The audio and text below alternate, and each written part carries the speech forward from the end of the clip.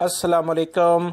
International flights के बारे में एक अहम कुछ इतलात आई हैं और इसमें क्या हकीकत है और इंटरनेशनल लेवल पर जो फ़्लाइट्स चलनी शुरू हो रही हैं, क्या इससे पाकिस्तान, इंडिया, बांग्लादेश या दीगर ममालिक से गैर मुल्की अफराद आ सकते हैं।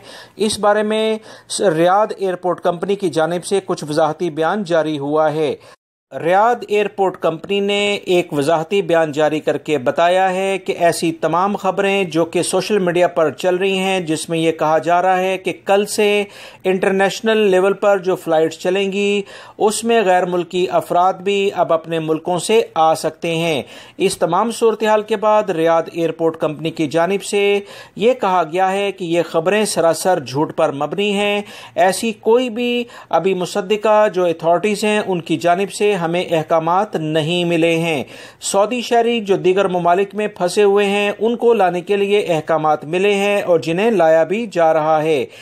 रियाद एयरपोर्ट कंपनी ने मजीद कहा है कि वो तमाम गैर मुल्की अफराद जो कि सऊदी अरब से अपने मुल्कों में जाना चाहते हैं उनके लिए सऊदी हुकूमत ने ऊदा का एक फॉर्म यानी रिटर्न का अबशर के ज़रिए एक सहूलत फराहम की है, जिस पर काम जारी है। बहुत जल्द इसके ज़रिए गैर मुल्की अफराद को इनके मुल्कों में भेजना शुरू कर दिया जाएगा और बहुत सारे कंट्रीज़ में बाकायदा इसका आगाज़ भी कर दिया गया है। मरहलावार इस पर काम हो रहा है। पाकिस्तान, इंडिया, बांग्लादेश के लिए भी फ्लाइट्स बहुत जल्द इंशाल्लाह जारी हो जाएंगी।